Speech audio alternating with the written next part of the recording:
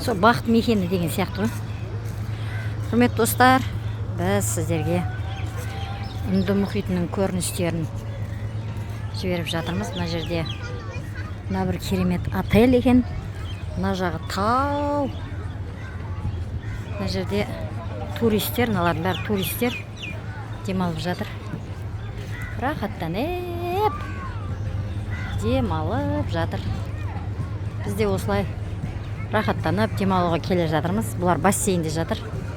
Біз анау теңізге шығамыз. Қазір мен сіздерге міндетті түрде теңізді көрсетемін.